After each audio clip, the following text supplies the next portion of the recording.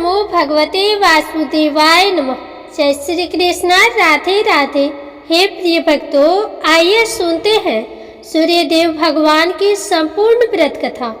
तो कथा को पूरा अवश्य सुनिएगा। जय श्री गणेशाय नमः। प्राचीन समय की बात है। एक राजा और एक रानी थे। उनके पास सिपाही, घोड़े, दास दासियां, धन दौलत सब कुछ था। सिर्फ उन्हें संतान नहीं थी। इसी कारण राजा रानी बहुत ही दुखी रहते थे।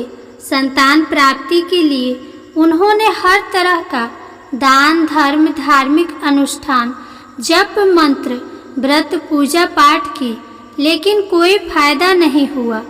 अब राजा रानी दोनों ही बुढ़ापे की ओर बढ़ते गए। बुढ़ापे की ओर बढ़ते गए तो होता क्या है कि दोनों गहन सोच में पड़ गए कि अब हमारे इतने बड़े राज्य का क्या होगा, कौन बनेगा इस राज्य का वारिस, कौन लेगा प्रजा की जिम्मेदारी। राजा और रानी दिन रात इसी चिंता में घुटने लगे। उन्हें खाने और पीने की भी सुधि नहीं रहती। एक सुबह की बात है। राजा के दरबार में एक साधु आता है तो दासी रानी को बताती है। तो रानी दासी से कहती है, ये मेरा अंतिम दान धर्म है। इसके बाद मैं अपने हाथों से कोई दान धर्म नहीं करूँगी। रानी चावल भरा छाछ हाथ में लेकर बाहर आती है और साधु की झोली में भिक्षा डालने आगे बढ़ती है तो उसके चेहरे पर छाई उद्विग्नता साधु की दृष्टि में आती है। वह उससे पूछता है कि रानी साहिबा, आपको क्या हुआ है? आप इतनी उदास क्यों हैं? तब रानी साधु को सारी बात बताती है और सिसकने लगती है। इस पर वह साधु कुछ पल के लिए गंभीर हो जाता है और कहता है कि चिंता मत करो रानी साहिबा, आपकी संतान की इच्छा पूरी हो जाएगी। आपकी कोख से एक पुत्र का जन्म होगा, लेकिन मात्र वह 14 साल तक ही आप लोगों को मिलेगा। इसके आगे वह जीवित नहीं रह पाएगा। इससे बढ़कर आपको कुछ देना मेरे लिए संभव नहीं है। अपनी बात को पूरी करते हुए उसने अपने झोली में हाथ डाला। झोली में हाथ डालकर थोड़ी सी फफूंद निकालकर उसने रानी को दी और कहा, आप और महाराज दोनों इसे बांटकर ग्रहण कर लेना। तुम्हें जल्दी ही पुत्र की प्राप्ति होगी। और वह साधु महाराज अपनी राह को चला गया।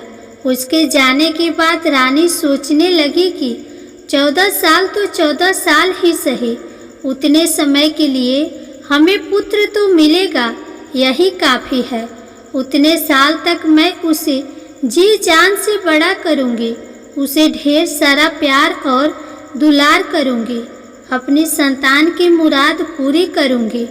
उस रात अपना सारा राज्य कार्य खत्म करके राजा जब रानी के महल में गए तो रानी ने राजा को सारी बात बता दी और साधु की दी हुई भभूत राजा को दिखाकर बोले कि साधु महाराज ने यह भभूत हम दोनों को ग्रहण करने के लिए दी है। राजा बोले, इतना दान और धर्म किया, जप और तप किया, उसका कोई फल नहीं मिला। अब इस भभूत से हमें क्या संतान प्राप्त होगी? उस पर रानी बोली, जब इतना सब कुछ कर लिया तो अब यह भी सही, क्यों हम उस साधु के क्रोध को बुलावा दें। राजा को अब किसी बात पर विश्वास नहीं था, पर रानी को दुख न पहुँचे इसलिए वह राजी हो गया और राजा रानी दोनों नहाते धोते हैं, फिर अपने भगवान का नाम का स्मरण करते हैं, अपने पुरखों को स्मरण करते हैं और उस साधु महाराज के नाम का स्मरण करके वह भभूत बांटकर दोनों खाते हैं। उसके बाद दोनों निश्चिंत होकर सो जाते हैं। कुछ दिन गुजरने के बाद साधु द्वारा कहे अनुसार रानी गर्भवती हो जाती है। उस पर राजा रानी दोनों की खुशी गगन में नहीं समाती। राजा रानी से बोला, महारानी, सचमुच साधु महाराज की कृपा हो गई तो 9 माह 9 दिन और 9 घंटे पूरे होकर रानी ने एक सुंदर गोरे चीटे पुत्र को जन्म दिया। राजा ने बड़े धूमधाम से पुत्र का नामकरण किया। सारे राज्य में 8 दिन तक अनशन तर्पण रखा। उत्सव मनाया गया। पुत्र की कुंडली देखने के लिए राज्य के सबसे विद्वान पंडित जी को बुलाया गया, जो कुंडली देखकर पंडित जी बड़े चिंतित हो गए और कहने लगे, महाराज, हमारा राजपुत्र सिर्फ 14 साल तक ही हमारे पास रहेगा। राजा को इस बात की भनक तो थी ही, रानी को भी साधु महाराज की बात याद थी, तो दोनों चुप रह जाते हैं। उसके बाद राजा और रानी बड़े प्यार से बेटे की परवरिश करते हैं, उसकी हर ख्वाहिश पूरी करते हैं और थोड़े समय के लिए ही सही भगवान ने हमारी संतान की मुराद पूरी तो की, इसे वे समाधान मानते हैं। राजपुत्र दिन प्रतिदिन बड़ा होता है। जब वह 7 साल का हो जाता है तो राजा एक अच्छे गुरु की नियुक्ति करके उसकी पढ़ाई लिखाई, घुड़सवारी आदि उसे 12 विद्याओं का शिक्षण देते हैं। जब वह सब शास्त्र विद्या में पारंगत हो जाता है और 12 साल की उम्र का हो जाता है, तब एक अच्छी सी कन्या खोजकर उसकी शादी करा देते हैं। तो 2 और साल बीत जाते हैं। बेटा 14 साल का हो जाता है।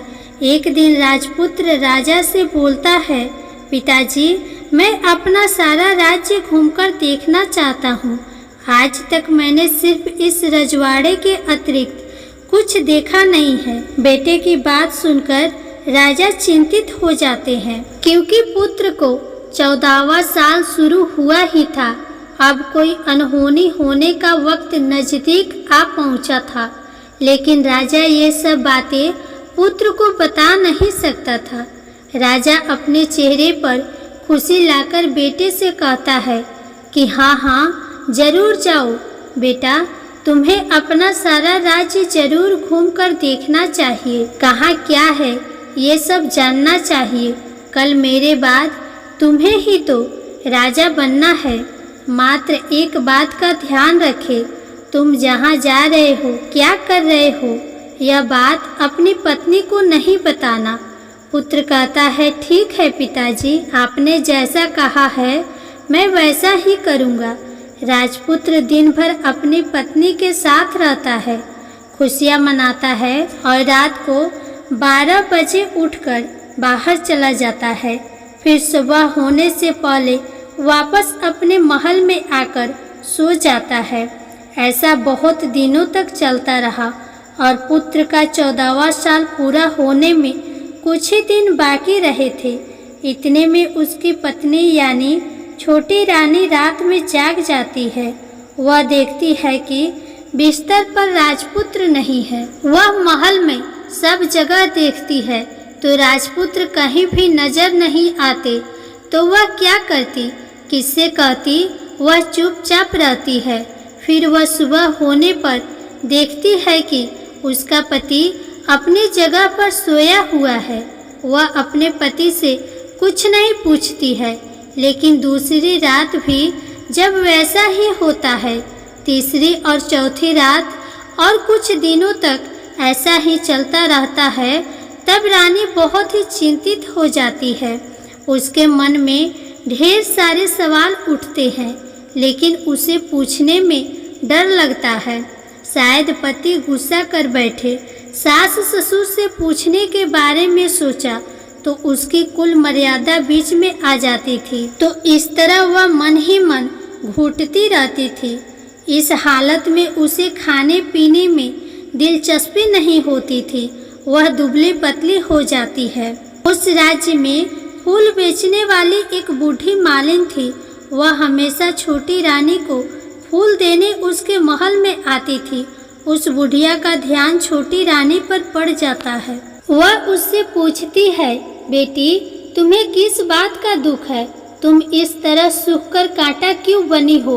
उस पर रानी कहती है, क्या बताऊं तुम्हें अम्मा, तुम्हारा राजपुत्र हर रात्रि को बाहर चला जाता है और सुबह वापस लौटकर आ जाता है। वह कहाँ जाता है, क्या करता है, यह सब सोच सोचकर मैं अन्न जल ग्रहण नहीं कर पाती हूँ और सूख सूख कर इस तरह कांटा बन रही हूँ।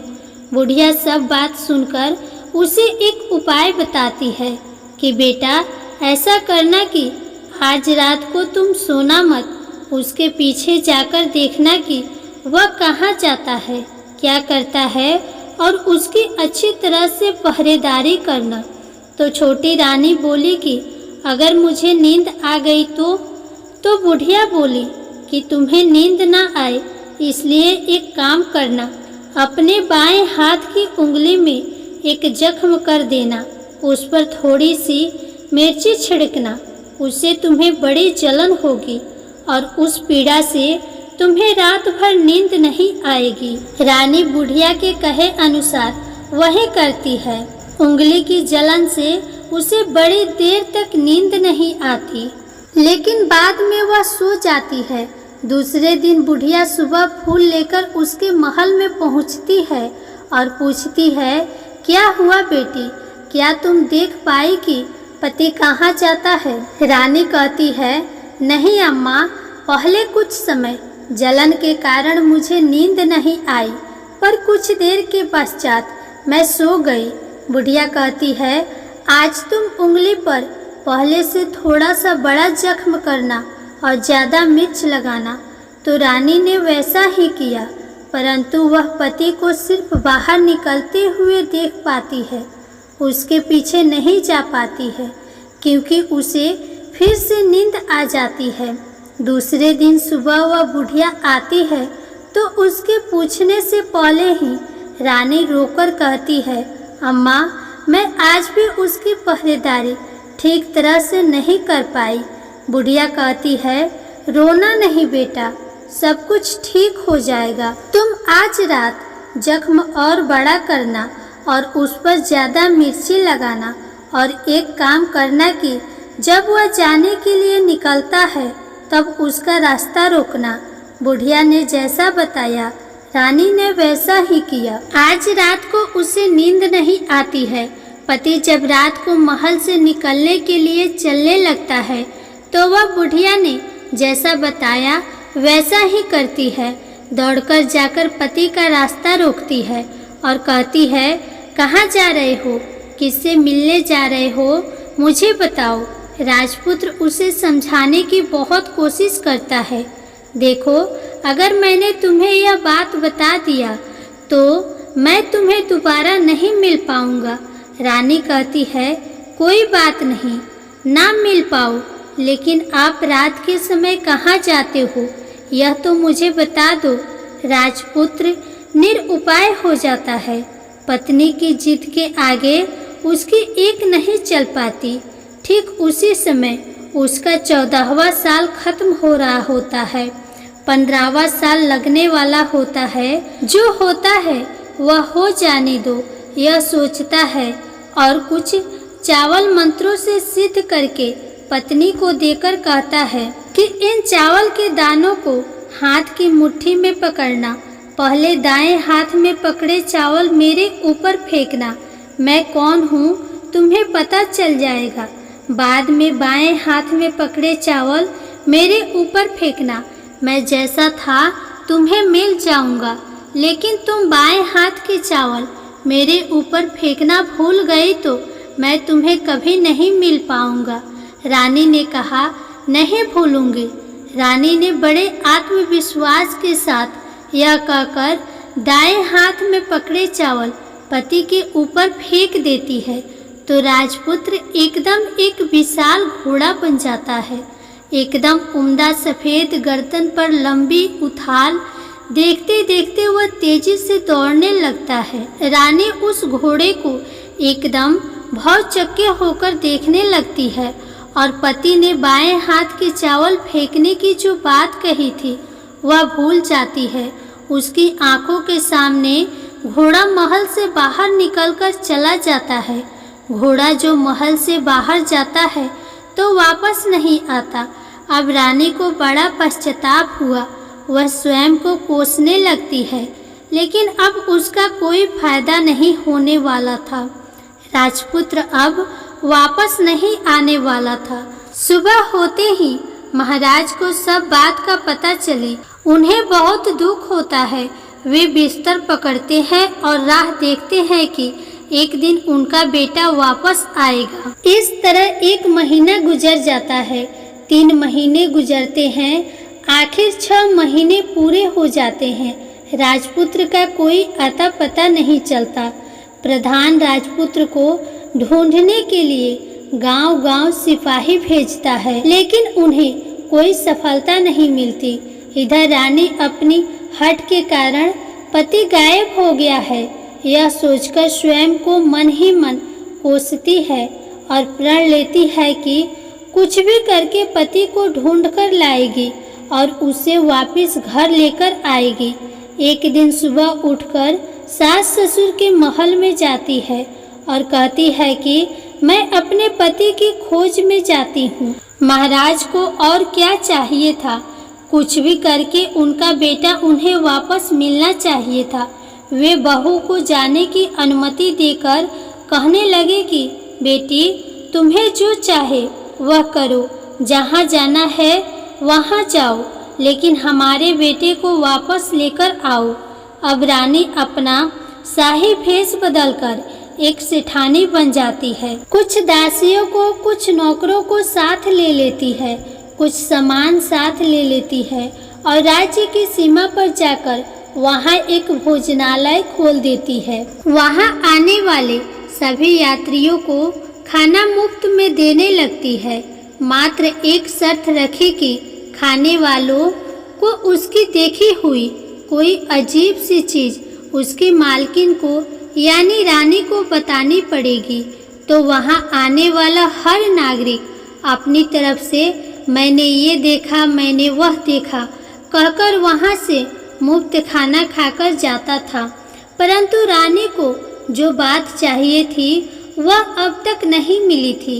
ऐसे ही कुछ दिन बीत गए तो रानी के महल में फूल लेकर जाने वाली बुढ़िया की एक बेटा और एक बहू थे। उनका एक छोटा बेटा था, यानी बुढ़िया का एक पोता था। तो बेटा और बहू सुबह काम के लिए निकलते थे तो पोते को संभालने की जिम्मेदारी बुढ़िया पर रहती थी। दिन भर पोते को संभालती थी। एक दिन बुढ़िया को पान खाने की आदत थी तो पान खाने के लिए चुनना चाहिए था। वह उसे तैयार करने के लिए सीपियाँ लेकर आई। इन सीपियों को भूनने के लिए गोबर के कंडे चाहिए थे। गोबर के कंडे इकट्ठा करने के लिए वह बांस की टोकरी लेकर चरवाहे के मैदान में गई। वहाँ बहुत सारे कंडे थे। उन्हें जमा करते करते उसे घर आने में अंधेरा हो गया। इस ओर शाम होते ही काम से वापस आकर बेटा और बहू घर पहुँचे तो देखा कि बच्चा घर पर अकेला है और रो रहा है। दोनों गुस्से से लाल पीले हो गए। इतने में बुढ़िया घर आ पहुँची। बेटे ने पूछा, पोते को घर पर अकेला छोड़कर कहाँ गई थी? बुढ़िया बताने लगी कि मैं गोबर के कंडे इकट्ठा करने गई थी। इस पर बेटा बोला, दोबारा बच्चे को अकेला घर पर छोड़कर यदि कहीं गई तो मैं तुम्हें बहुत पीटूंगा। बुढ़िया कहने लगी, नहीं बेटा, फिर कभी ऐसा नहीं करूँगी। लेकिन दूसरे ही दिन बुढ़िया वह बात भूल गई और फिर चरवाहे के मैदान पर कंडे इकट्ठा करने चली गई।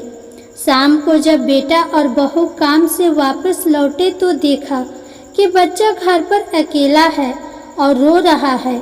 अब उसके बेटे की सहन शक्ति खत्म होने लगी और बुढ़िया के वापस आने पर उसे घर से निकाल दिया। बुढ़िया रात भर घर से बाहर अंधेरे में बैठी रही और सुबह होते ही हाथ में टोकरी लेकर कंडे इकट्ठा करने के लिए निकल गई।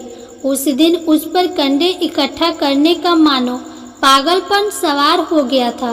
कंडे इकट्ठा करते करते जब अंधेरा हो गया तो उसे मालूम ही नहीं चला। उसे जब ध्यान आया तो गांव का रास्ता भी ठीक तरह से दिखाई नहीं दे रहा था। वह अंधेरे में आंखें फाड़कर देखती देखती किसी तरह आगे निकल पड़ी तो एक कपिला गाय छन छन की आवाज करते, गले की घंटी बजाते ठुमक कर उस मैदान पर आ गई। उसे देखकर बुढ़िया सोचने लगी कि इस गाय के पीछे पीछे जाऊंगी तो गांव तक पहुंच जाऊंगी। तब बुढ़िया उसके पीछे पीछे जाने लगी। वह गाय उस मैदान से लेकर एक एक करके 6 मैदान पार करती है। आखिर में वह 7वें मैदान तक पहुंचती है। तो क्या होता है कि उस मैदान पर एक बड़ा सा पत्थर है। गाय जाकर उस पत्थर को अपना सींग मारती है। जब गाय ने सींग मारा तो वह पत्थर दूर हट गया और पाताल में नीचे जाने की सीढ़ियां दिखाई देने लगी। तब वह गाय उन सीढ़ियों से नीचे जाने लगी। बुढ़िया वह सब देख रही थी और झट से जाके गाय की पूंछ को पकड़ लिया। वह गाय के साथ नीचे पाताल में पहुंच गई और तुरंत ही गाय की पूंछ छोड़ दी और इधर उधर देखने लगी। उसने देखा कि वहां दीप और दिए जलते हैं और तेज रोशनी गाय के ऊपर पड़ती है और वहां अद्भुत घटनाएं घटने लगती है। गाय के नीचे जाते ही उसके गले में अपने आप साकल पड़ गई और छम छम करके कोई दूध आड़ी में गाय को दूध दुहने लगा। लेकिन जो भी कोई वह कर रहा है वह मात्र दिखाई नहीं दे रहा। बुढ़िया बहुत घबरा गई, कहाँ आकर फंस गई यह सोचने लगी और यहाँ वहाँ छुपने के लिए जगह ढूंढने लगी। लेकिन उसे कहीं भी जगह नहीं मिली। हर जगह उजाला ही उजाला था। तो वह एक कोने में खड़ी हो गई और जो कुछ सामने हो रहा था उसे चुपचाप देखने लगी। उसने देखा कि वहाँ एक उम्दा सफेद घोड़ा और 2 कुंड थे। उसमें से एक कुंड में उस घोड़े ने छलांग लगाई और ऊपर आ गया और उस घोड़े को अब राजपुत्र का रूप प्राप्त हो गया। उसने दूसरे कुंड की पानी में स्नान किया, वहाँ रखे नए कपड़े पहने और नजदीक में एक सुंदर पलंग था, उस पर आकर वह बैठ गया। उसके सामने अपने आप 5 पकवान की थाली आ गई, दूध की एक प्याली भी आ गई, पान सुपारी आ गई। उसके सामने एक दिया जलता रहा और राजपुत्र ने खाना खाया, पानी पिया, पान सुपारी खाई और बिस्तर पर लेट जाने से पहले सूर्यदेव का स्मरण करके सामने जलते हुए दिए से पूछा, हे दीपंकर, मेरे माता पिता क्या कर रहे हैं? दिया बताने लगा, बेटे के शोक में डूबे हैं, राज कौन संभाल रहा है? तो उसने बोला कि राज्य प्रधान संभालते हैं। उसने पूछा कि मेरी पत्नी क्या करती है? तो उसने बोला कि चौराहे पर भोजनालय शुरू किया है और आते जाते लोगों से वह नई खबर के बारे में पूछती रहती है। दिए के ये कहते ही राजपुत्र कहने लगा कि ठीक है। उसके बाद वह सो गया। बुढ़िया कोने में खड़ी हुई सब देख रही थी। ऐसी अद्भुत घटना उसने जिंदगी में पहली बार देखी थी। उसे अंदर ही अंदर चुलबुलाहट होने लगी। वह अपनी भूख प्यास भूल गई और आगे क्या होता है उसे उत्सुकता से देखने लगती है। लेकिन उसके बाद और कुछ घटनाएं नहीं घटती। रात गुजर गई और सुबह हो गई।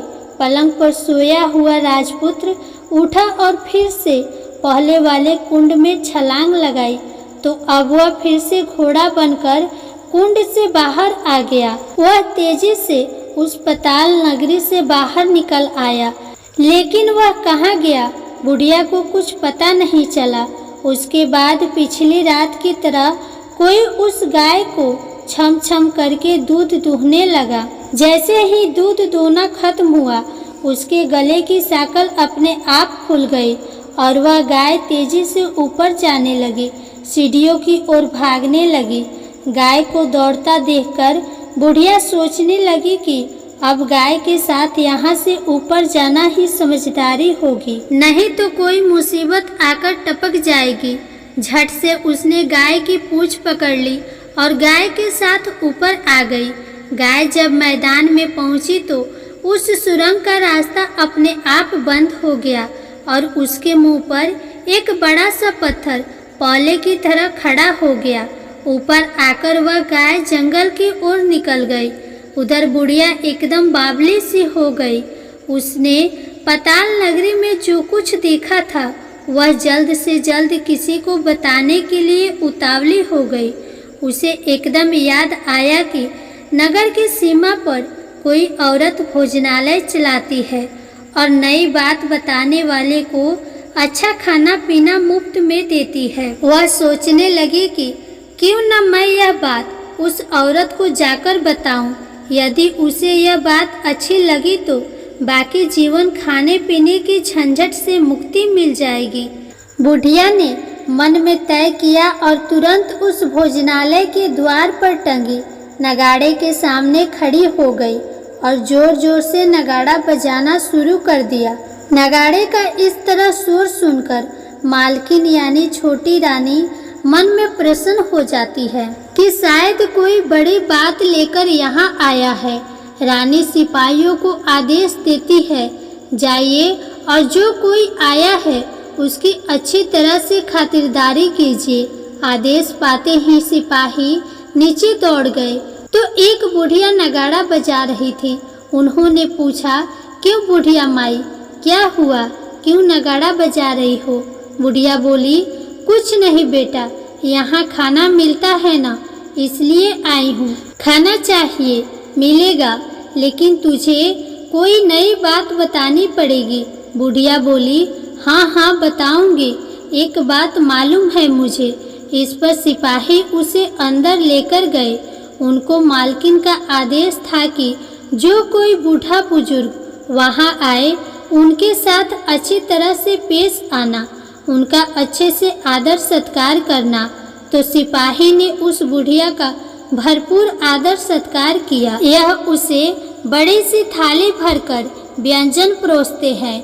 बुढ़िया कुछ दिनों से भूखी थी, वह खाने पर टूट पड़ी। खाना खाने के बाद सिपाही ने उसे नई साड़ी पहनने को दी। उसके बाद उसे लेकर रानी के पास आए। बुढ़िया और रानी ने तुरंत एक दूसरे को पहचान लिया। तब रानी ने बुढ़िया से कहा कि अम्मा, अब बताओ कि तुमने क्या नई बात देखी है? नई बात? मैंने कोई नई बात नहीं देखी है। बुढ़िया बोली, वह तो मेरे पास तुम्हें देने के लिए खाने के पैसे नहीं थे, इसलिए मैंने झूठ कहा और नगाड़ा बजाया। रानी ने कहा, अम्मा घबराना नहीं, मैं किसी को तुम्हारा नाम नहीं बताऊंगी। फिर भी बुढ़िया ने कहा कि मेरे पास कोई नई बात नहीं है।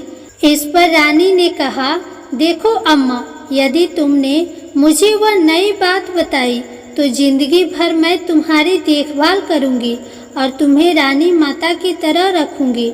अब बुढ़िया बताने को तैयार हो गई। उसने जो कुछ उस चरगाह वाले मैदान में देखा था वह सब कुछ रानी को बता दिया। बुढ़िया की ये बात सुनकर रानी को यकीन हो गया कि वह राजपुत्र उसी का पति है। वह तुरंत उस बुढ़िया से कहने लगी कि अब माँ, मुझे उस जगह पर ले चलो। तब बुढ़िया बोली, नहीं, वह पाताल राज है, किसी ने तुम्हें देख लिया तो तुम्हारी जान खतरे में पड़ सकती है। लेकिन रानी उसकी एक भी नहीं सुनती। उसे उस जगह ले जाने के लिए हट करने लगी। आखिर में बुढ़िया ने उसका कहना मान लिया और कहने लगी, ठीक है, मैं तुम्हें वहाँ ले जा सकती हूँ, पर आज नहीं, कल वहाँ जाना है तो शाम को ही जाना होगा। तो दूसरे दिन दोपहर को रानी बुढ़िया के साथ उस मैदान पर गई और एक जगह छुपकर गाय के आने की राह देखने लगी। दिन ढलते ही अंधेरा गिरने लगा और गाय हमेशा की तरह वहां आ गई। मैदान के उस कोने में जाकर उसने उस पत्थर पर सींग मारा तो छत से पत्थर हटकर वहां सुरंग में जाने का रास्ता खुल गया। गाय उस रास्ते से नीचे उतरने लगी तो बुढ़िया रानी से कहने लगी, जल्दी आगे बढ़ो, हम गाय की पूंछ पकड़कर नीचे उतरेंगे। तो दोनों गाय की पूंछ पकड़कर नीचे उतर गई। बुढ़िया पहले जिस कोने में छिपी थी उसी कोने में छिप गई अब नीचे सब कुछ पहले के जैसा घटित हो रहा था। गाय के गले में अपने आप साकल पड़ गई। कोई अदृश्य रूप से उसका दूध दूहने लगा। एक सफेद उम्दे घोड़े ने आकर एक कुंड में छलांग लगाई तो राजपुत्र के रूप में ऊपर आया। वह राजपुत्र दूसरे कुंड में नहाने लगा। बाद में उसके सामने खाने की थाली आ गई, दूध की प्याली आ गई, पान की बीड़ा आ गया। राजपुत्र सब ग्रहण करके सोने के लिए पलंग पर गया तो सोने से पहले सूर्य देव का स्मरण करके वह दिए से पूछने लगा, दीपांकर, मेरे माता पिता क्या कर रहे हैं? तो दिया कुछ जवाब नहीं देता, बल्कि वह पूछने लगता है। तब राजपुत्र को संदेश हो गया कि कुछ घटित हुआ है। वह उदास हो गया और जो कुछ हुआ है वह हो जाने दो, ऐसा सोचकर फिर से बिस्तर पर लेट गया। अब रानी का संयम छूट गया। वह दौड़कर पति के पास गई और उसके पैर पकड़ने के लिए आगे बढ़ने लगी। राजपुत्र तुरंत ही पत्नी को पहचान गया। वह झट से पीछे हट गया और चिल्लाने लगा, नहीं नहीं, मुझे मत छूना, सर्वनाश हो जाएगा। रानी दोनों हाथ जोड़कर पति से अपना भूल स्वीकार करने लगी। स्वामी, मुझसे भूल हो गई। मुझे आपसे नहीं पूछना चाहिए था कि आप रात को कहाँ जाते हो। मैं अपनी भूल स्वीकार करती हूँ। मुझे मेरी भूल की सज़ा मिल गई है। अब आप घर चलो। आपके वियोग में आपके माता पिता ने बिस्तर पकड़ लिया है। आपकी प्रजा भी बहुत दुखी है। उस पर राजपुत्र कहने लगा, वही तो एक बार तुम गलती कर बैठी हो, अब दोबारा मत करना, नहीं तो अब मैं तुम्हें जो दिख रहा हूँ वह अभी नहीं दिखूंगा। रानी अब विलाप करने लगी, जोर जोर से जमीन पर सिर पटकने लगी। राजपुत्र के मन में उसके प्रति दया उत्पन्न हो गई। वह उससे कहने लगा, यदि तुम मुझे पाना चाहती हो तो तुम्हें एक काम करना होगा। काम कठिन है, लेकिन वह तुम्हें अकेले ही करना होगा। रानी ने कहा, कहो स्वामी, कितना भी कठिन काम हो मैं वह पूर्ण करूँगी। राजपुत्र ने बताया, इस पताल से ऊपर जाते ही तुम्हें एक घना जंगल नजर आएगा। ऐसे 6 जंगल पार करने के पश्चात तुम्हें एक 7वां जंगल मिलेगा। वह जंगल सबसे घना है। उस जंगल के बीचों बीच एक पीपल का पेड़ है। उसके आसपास की जगह पत्ते, फंदे, चटाई आदि से ढक चुकी है। वहाँ बाघ, शेर, सांप और भालू बैठते हैं। तुम्हें उन सबको भगाकर वह जगह साफ करनी है। उसको गोबर से लिपाई करके पवित्र बनाना है, रंगोली से सजाना है। उसके बाद वहाँ धूप, कपूर, अगरबत्ती जलानी है। फूल और कुमकुम से पेड़ की पूजा करनी है। दूध और दही से बने चावल का भोग चढ़ाना है। यह सब तुम्हें दोपहर को 12 बजे से पहले करना है। 12 बजे के समय तुम्हें उस जगह पर बैठकर सूर्य भगवान का ध्यान करना है। ठीक 12 बजे सूर्य भगवान का रथ वहाँ उतरेगा। वे सब देखकर खुश हो जाएंगे और कहेंगे, जिस किसी ने भी यह सब किया है उसे मैं मनचाहा फल दूंगा। तो तुम सामने जाकर उसके रथ का दाहिना घोड़ा मांगना, मैं तुम्हें मिल जाऊंगा। इतनी बात कहकर राजपुत्र अपनी पलंग पर सो गया और रानी भोर होने का राह देखने लगी। भोर होते ही वह बुढ़िया के साथ गाय की पूंछ पकड़कर ऊपर आ गई। ऊपर आने के बाद वह बुढ़िया से कहने लगी, अम्मा, अब मैं अकेले ही आगे जाऊंगी, तुम भोजनालय वापस चली जाओ। वह जंगल में जाकर राजपुत्र की बताई जगह ढूंढने लगी और स्वयं आरी से वह जगह साफ कर दी। बाद में राजपुत्र ने जैसे बताया था वैसे ही लिपाई पुताई करके वापस आ गई। दूसरे दिन सुबह होने से पहले उठी और जंगल में उस जगह पर पहुंची। वहां जाकर इत्र और पानी छिड़क कर उस जगह को सुगंधित धूप, अगरबत्ती जलाकर उसे पवित्र किया और पूजा की सब सामग्री वहां तैयार कर सूर्य भगवान का ध्यान करके बैठ गई। जैसा कि पति ने बताया था कि दोपहर को ठीक 12 बजे सूर्य भगवान का रथ उस पीपल के पेड़ पर आकर रुका। सूर्य भगवान ने जब रथ से नीचे देखा तो सुगंधित वातावरण देखकर वे बहुत प्रसन्न हो गए। फिर वे बोले, जिस किसी ने यह काम किया है वह यहाँ आकर आज मुझसे कुछ भी मांगे, मैं उसे दे दूंगा। रानी ने जब यह शब्द सुनी तो बिना समय गंवाए दौड़कर उनके सामने आ गई और उनको साष्टांग नमस्कार करके बोली, भगवान वह मैं ही हूँ, मैंने ही यह जगह साफ की है। अच्छा तो तुम्हें जो चाहिए वो मांगो। भगवान मुझे आपके रथ का दाहिना घोड़ा चाहिए। सूर्य भगवान बोले, नहीं नहीं, मैं तुम्हें और कुछ भी दे सकता हूँ, लेकिन यह घोड़ा नहीं दे सकता। मेरे रथ के 12 घोड़े हैं, तुम चाहो तो कोई और घोड़ा मांग लो, लेकिन यह दाहिना घोड़ा नहीं, वह मैं तुम्हें नहीं दे सकता। छोटी रानी ने एक नहीं सुनी, वह सूर्य देव से एक ही बात कह रही थी कि वही दाहिना घोड़ा दे दीजिए, नहीं तो मैं आपके पैरों में गिरकर अपनी जान दे दूंगी। अब सूर्य देव धर्म संकट में पड़ गए। उन्होंने वचन दे दिया था, वह अब अपने वचन से पलट भी तो नहीं सकते थे। ठीक है, दे दिया तुम्हें घोड़ा, सूर्य देव ने कहा। फिर एक बात और भी कही, देखो मैंने तुम्हें घोड़ा तो दे दिया, लेकिन वह तुम्हें यहाँ नहीं मिलेगा, तुम्हें उसे पताल में जाकर लाना होगा। रानी बोली, पताल में ही क्यों भगवान, मैं उन्हें पाने के लिए कहीं भी जा सकती हूँ। रानी को वचन देकर सूर्यदेव अपने मार्ग को चले गए और इधर रानी जंगल से अपने भोजनालय में आ गई। फिर वह बुढ़िया को लेकर उस मैदान पर गई और जल्दी ही शाम हो गई। शाम होते ही वहाँ वह गाय आ गई और उसने सींग मारकर सुरंग का पत्थर हटाया और नीचे उतरने लगी। रानी और बुढ़िया जल्दी जल्दी उसकी पूंछ पकड़कर नीचे उतर गई। नीचे पताल में सब घटनाएं पहले की तरह घटने लगी।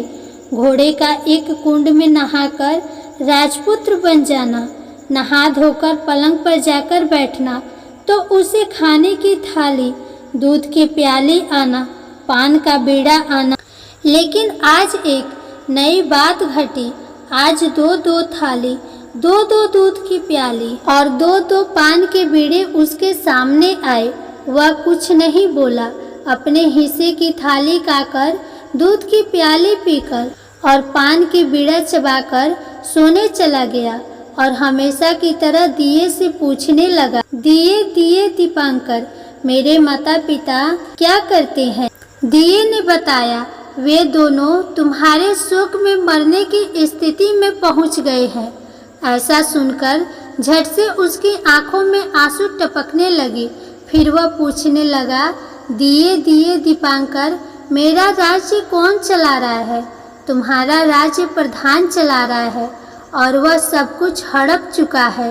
वह प्रजा पर बहुत अत्याचार कर रहा है।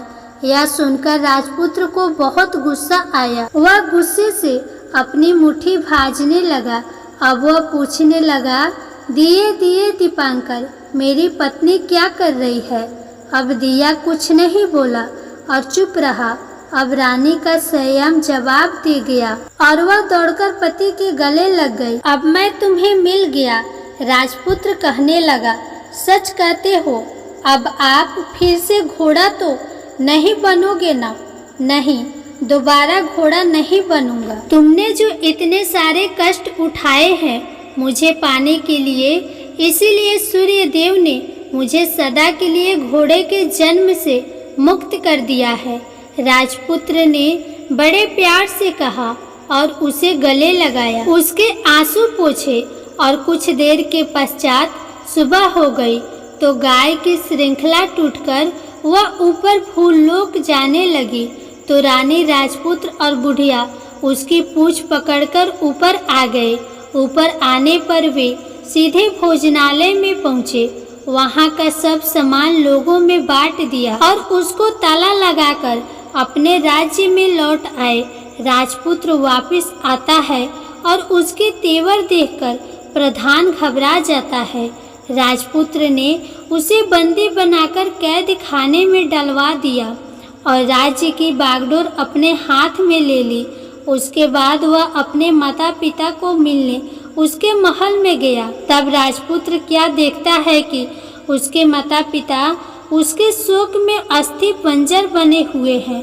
पुत्र को वापस आया देखकर मरणासन राजा रानी की आंखों से टप टप आंसू टपकने लगे। इन दोनों ने पुत्र को गले लगा लिया, उसे प्यार से सहलाया और इतना होने के बाद उनकी सेहत में एकदम सुधार आने लगी। वे अब बिस्तर से उठकर बैठ गए, पुत्र को आशीर्वाद देने लगे। राजपुत्र की आने की खबर तुरंत ही राज्य में फैल गई। प्रजा खुशी से फूली नहीं समाई। प्रजा जन राजमहल के सामने इकट्ठा हो गए। राजपुत्र ने भी उन्हें दर्शन दिए और आज से उन्हें कोई दुख नहीं पहुंचाएगा, ऐसा वचन भी दिया। अब राजा अपने पुत्र का राज अभिषेक करके उसे सिंहासन पर बिठाता है और बहू को महारानी का दर्जा देता है और स्वयं अपनी पत्नी के साथ ईश्वर स्मरण करते हुए खुशी से दिन बिताता है। महाराज बना राजपुत्र अच्छी तरह से राज्य चलाने लगा और अपनी पत्नी के साथ सुख शांति से जीवन बिताने लगा। उस बुढ़िया को रानी ने अपने ही पास रख लिया और उसकी अच्छी तरह से देखभाल करने लगी। बुढ़िया और उसके बुढ़ापे के दिन खुशी से गुजरने लगे। प्रेम से बोलिए सूर्य नारायण भगवान की जय। प्रिय श्रोतागण, आपको आज की कथा पसंद आए तो वीडियो को लाइक करना ना भूलिएगा, शेयर कीजिएगा, कमेंट में भगवान सूर्य नारायण की जय जरूर लिखिएगा। चैनल को सब्सक्राइब भी कर दीजिएगा। राधे राधे।